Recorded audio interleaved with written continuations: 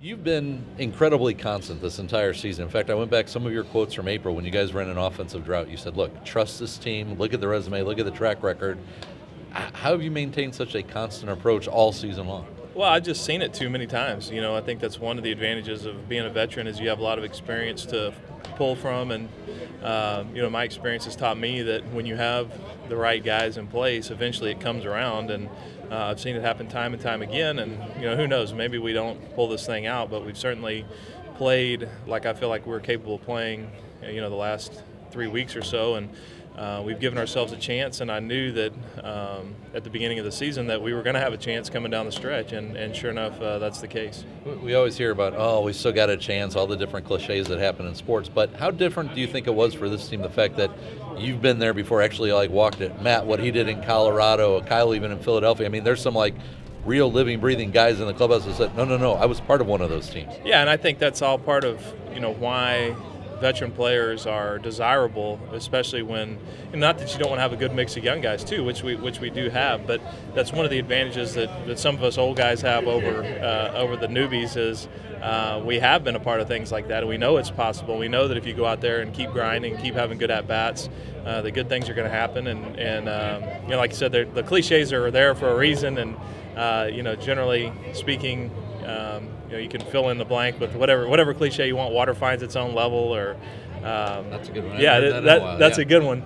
But it's true, and those things are there for a reason, and I think we've borne that out this year. I'm not sure how aware people are, but you do have a deep faith. What role does that play, your off the field beliefs, play in how you're able to perform on the field? Perspective. I mean, with being a Christian, you understand that there's more out there than just the game of baseball. There's more out there than the results that you produce on the field, and that God has blessed me with a tremendous platform and opportunity. So it helps you enjoy it more. It's just being a Christian and drawing on my faith, on and off the field is essential for living as far as I'm concerned. Is that something you learned while you were already in your career, or was this something that you've basically grown with and just has always been there for you? Well, I've grown up with it, certainly with my mom and dad, but I think really at Rice is when the Lord got a hold of me big time and started working on my heart, and I started to understand things and really developed my own faith and not just parroting the faith that I was brought up in, but that's when I really feel like I made leaps and bounds in my growth as a Christian, and I always point to that. So I've had that all throughout pro ball. Not that it's always been easy, but it's certainly something that I've had with me for a long time. Not to put you in his shoes, but Albert has talked before about the comfort that his faith provides for him, and obviously some big decisions for him and the Cardinals this offseason. You just went through that with your contract.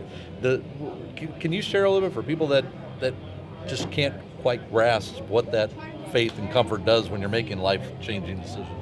Well, it's a lot of times it's hard to talk about faith and big money contracts, right. and because people look at that and they say, well, if this guy's really a Christian, then what's a few $1 million here or there, and so to me, I look at it as God has given Albert obviously a tremendous amount of ability.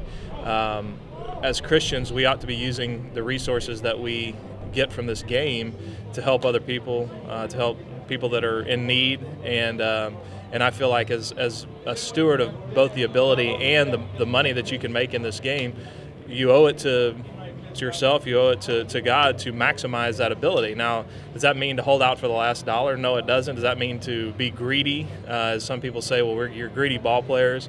No, it doesn't, but we do have a skill that is valuable. We have a skill that people are willing to pay us a lot of money for, and you only have a small window of opportunity to maximize to that for good, and I think that we have a responsibility to do that, and without running the risk of sounding hypocritical. I mean, you can talk about stewardship and having a sense of responsibility to your ability that's been given to you by God in the same breath. So I feel like that Albert will he'll make the right decision for him and for his family, and I hope it leads him back here to St. Louis.